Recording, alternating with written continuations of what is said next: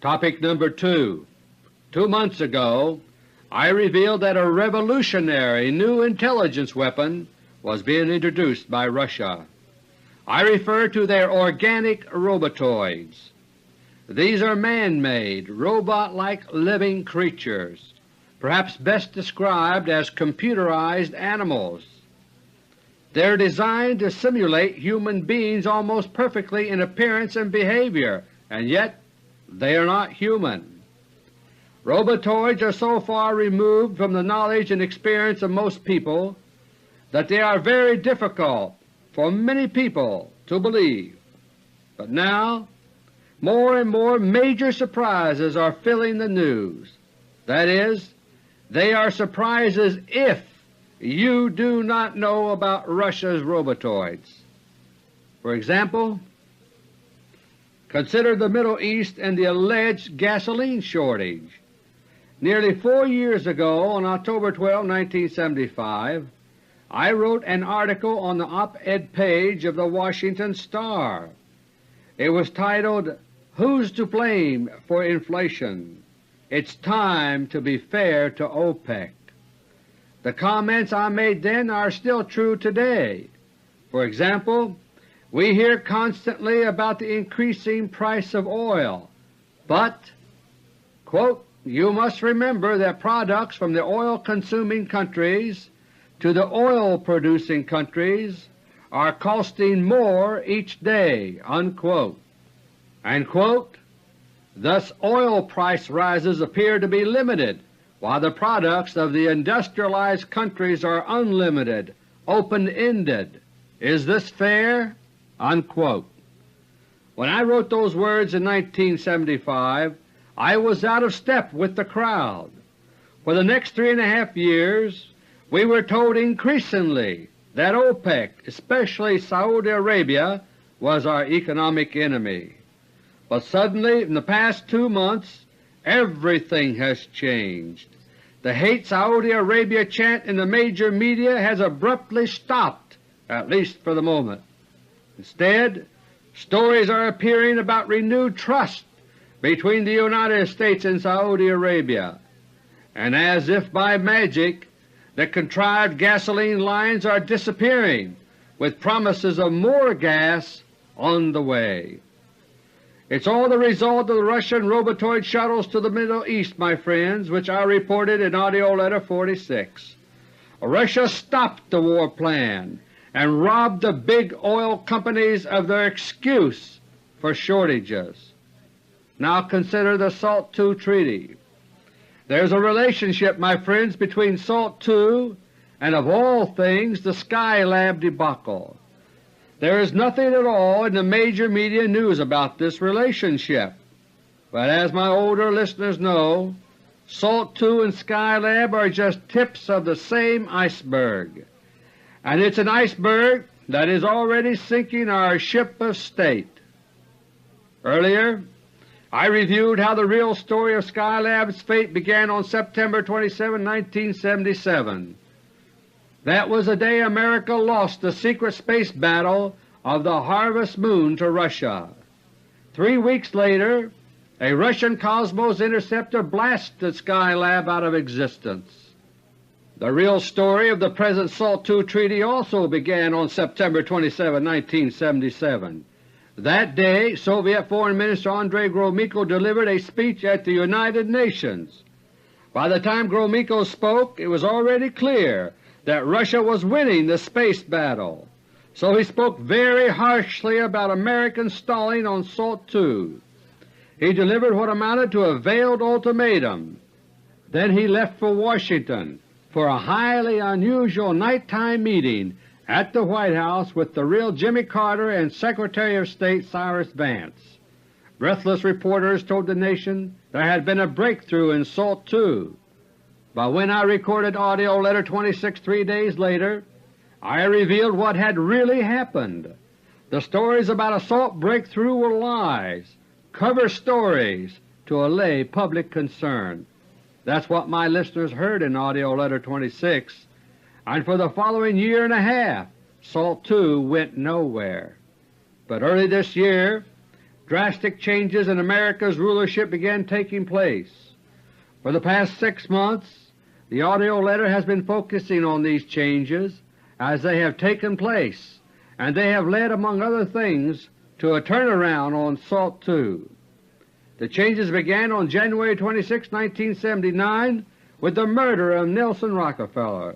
That was the opening shot of a secret Bolshevik coup d'etat against America's real rulers. As I have explained in previous tapes, the atheistic Bolsheviks no longer rule Russia. They have been overthrown by a tough band of native Christians. Today, Christianity is being reborn in Russia, but here in the United States the Bolsheviks want to create a new Bolshevik revolution. They want to seize control of America and then to strike back at their bitter enemies, the Christ ones who now run the Kremlin. For several months the Bolshevik coup d'etat was moving fast. Important people were being purged and replaced by doubles, beginning with David and Lawrence Rockefeller and their intimates. And the weekend after Easter 1979, the Bolshevik purge claimed the lives of President Carter, Vice President Mondale, and their families. But as I reported in AUDIO Letter 45, the Russians then began to intervene. A secret war of doubles broke out, and by late April the White House was already under Russia's control. In AUDIO Letter 46, I was able to let my listeners in on the key to Russia's success. They are using Robotoids to replace and simulate powerful people. The United States is secretly becoming a Russian satellite state, and the American turnaround on SALT II came fast. On May 9, 1979, the Robotoid replacements for Defense Secretary Brown and Secretary of State Vance made the initial announcement. An agreement in principle had been achieved on SALT II, and with lightning speed the treaty itself was signed in Vienna barely 5 weeks later.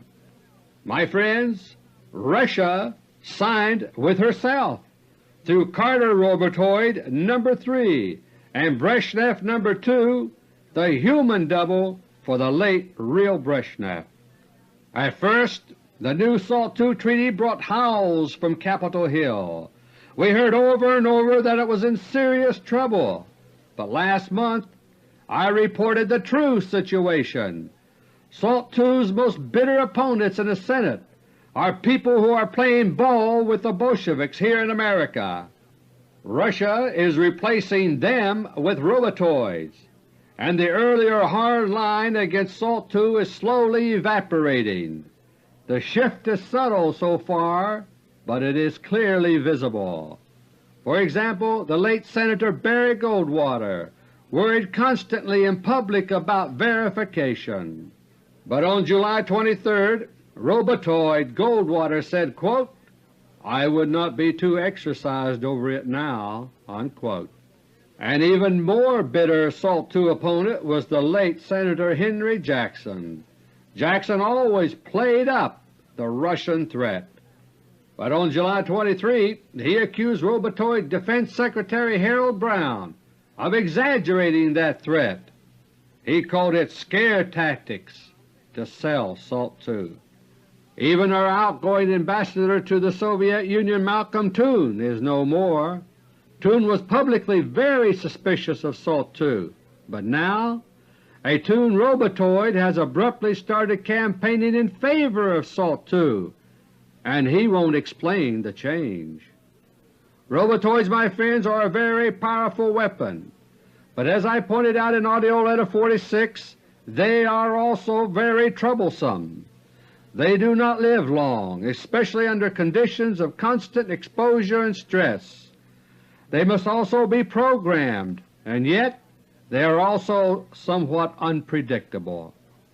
Last month I described the process by which the holographic brain of a Robotoid reproduces the memory of a person being duplicated. other parts of the brain are altered so that the robotoid ends up as a robot-like being that obeys instructions. But the memory includes involuntary responses which sometimes produce unwanted behavior. This is turning out to be a severe problem in the case of the Jimmy Carter Robotoids, because the real Carter had mental instabilities which are reproduced partially in the Robotoids. The first signs of erratic behavior by the Carter Robotoids came in public comments about Senator Kennedy. The real Jimmy Carter had a strong personal dislike for Kennedy, and on several occasions Carter Robotoids have simply blurted out these reactions in very raw form. To a degree, this type of thing is a danger with all Robotoids. They do not possess truly human judgment. They appear to have it under certain conditions, but this is the result of programming for those situations. The problems of instability and short life cause Robotoids to be best suited for interim purposes. For long-term purposes, human agents are still the best. For that reason, don't be surprised to see more and more new faces in high positions. Some of the new faces will themselves be Robotoids, but some will be human beings. The Carter crisis of recent days demonstrates two things at once. One is the extent of secret Russian control that now exists in Washington. The other is the difficulty the Russians themselves are having with their Robotoids. On July 1, Carter Robotoid No. 4 returned to Washington from South Korea following the Economic Summit in Tokyo. The scheduled Carter holiday in Hawaii was cancelled, and the next day a Carter Energy speech was scheduled for the evening of July 5. Then the Carter Robotoid family disappeared to Camp David. Jimmy Carter Robotoid 4 was burning out and was disposed of. Robotoid 5 was next in line and had already been tried out several times, but on the 4th of July, the day before the scheduled speech, Carter Robotoid 5 went berserk. It was disposed of, leaving only Robotoid 6 on deck. Each new Robotoid is given exposure on a small scale first to test its wings, so to speak. For example, our alleged President goes fishing with a few friends or visits a farm family. But this had not yet been done with Robotoid 6 on July 4th, so that left the Russians no choice. The speech was cancelled without explanation. The Jody Powell Robotoid refused to answer reporters' questions. The press was stunned. Capitol Hill was shocked and dismayed, and Carter's own staff, those who are still human, were caught by surprise. The following evening, July 5, the White House Energy Group held a meeting. Afterward, the Washington Star quoted a key administration official as saying that, quote, "There was incredible disarray." Unquote. Meanwhile, Carter's political advisors supposedly were summoned to Camp David. By Friday evening, July 6, Carter Robotoid 6 was programmed and ready for initial controlled exposure. Thus began the so-called domestic summit at Camp David. Puzzled observers said they could not figure out what Carter hoped to accomplish with all this. The people invited to Camp David, after all, were people whose views were already known to Carter, almost without exception. A number of the participants, as they left, scratched their heads in puzzlement. Carter, they said, had talked little. He simply sat taking notes and nodding most of the time. My friends, two things were going on at Camp David. One was the controlled exposure I mentioned earlier for Carter Robotoid 6. But in addition, key individuals among the visitors were robotized. That is, the real person arrived, but a Robotoid departed. The individuals who were robotized at Camp David have been identified from Nelson Rockefeller's hit list, which I discussed 2 months ago. Others were invited and left untouched as a smokescreen. All those on the list who arrived at Camp David are now dead. In their place are Robotoids, carrying on in their places like programmed zombies. The people themselves are dead, and the Robotoids are not conscious of being alive, and so the secret war of the walking dead goes on. On July 11, Skylab Day according to NASA, the Camp David Domestic Summit ended abruptly. Carter Robotoid 6 had started behaving erratically. Wall Street was rife with rumors that Carter had suffered a nervous breakdown. Robotoid 7 was brought onto the scene, and the next day Robotoid 6 was eliminated. Once again Carter was said to be at work on his energy speech. On Friday the 13th of July, journalists who met with Robotoid 7 described Carter as, quote, a thoroughly chastened leader, unquote. Others called him a deeply troubled and worried man. Nevertheless, the next day Carter Robotoid 7 was sent forth to try his wings. Like a dead El Cid strapped to a horse, the 7th Robotoid copy of the late President Carter sallied forth. We were told that the President of the United States visited private homes near Pittsburgh, Pennsylvania and Martinsburg, West Virginia.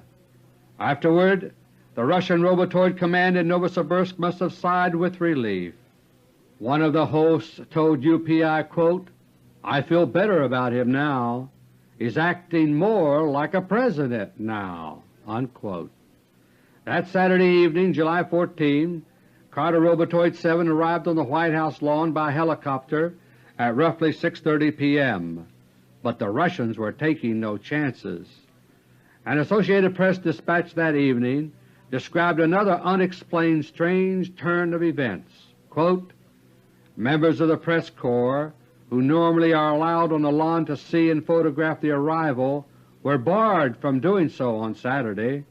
White House press officials gave no reason for the change, except to say they saw no reason for the coverage, unquote. The following evening, Sunday, July 15, Carter Robotoid 7 successfully delivered the long-delayed energy speech. But as it turned out, energy was only part of his subject. In that regard, the Russian program to nationalize the big oil companies was set in motion. That is what the so-called Energy Security Corporation is actually all about. And to cut down all bureaucratic obstacles to Russia's energy plans here, the Energy Mobilization Board is to be created. But the speech had a much broader thrust, dealing with the crisis of the American spirit. Some commentators have joked about the speech as Carter's Sunday night sermon, quote, unquote. But as I will point out briefly in topic number 3, we would be wise not to laugh, because, my friends, the words of the Carter Robotoid 7 came straight from the Kremlin, and the Kremlin is not joking. Even the speech itself was not without its mystery. The following day an article in the New York Times pointed out, quote, another extraordinary development was that the White House had no advance text of the speech, the President's 10 days of deliberations notwithstanding.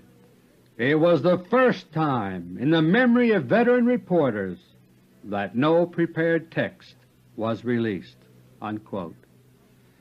Even so, the speech gave the impression momentarily that things were finally back to normal, but that impression was shattered less than 48 hours later.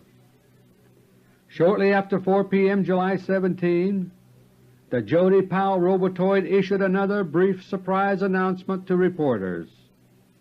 Something unprecedented had happened. The entire Carter Cabinet and all senior members of the White House staff had offered their resignations. Once again, the Washington establishment was shaken to its foundations. But if the resignations were a shock here, they were a lightning bolt overseas, because in other countries the resignation of an entire cabinet means just one thing. It means the government has fallen. For the next few days, news reports worldwide were filled with worried reactions. On all sides we were hearing words like dismay, bewilderment, disbelief. Senators and others described Carter as acting erratically. One said publicly, quote, "We are worried about him having some kind of breakdown." Unquote. Another said, quote, "I think the President is nuts." Unquote. Soon a Jimmy Carter Robotoid may well flee the White House. That will leave 1980 as the year of the dark horse, because as of now every major potential presidential candidate has been replaced with a Robotoid. 2 months ago, when I first made public my intelligence on the Russian Robotoids, I gave a warning. I knew many people would find them unbelievable, but I also cautioned that, quote, "Events in the days ahead will be impossible to understand without knowing this secret." Unquote. And now, my friends, those events are already taking place.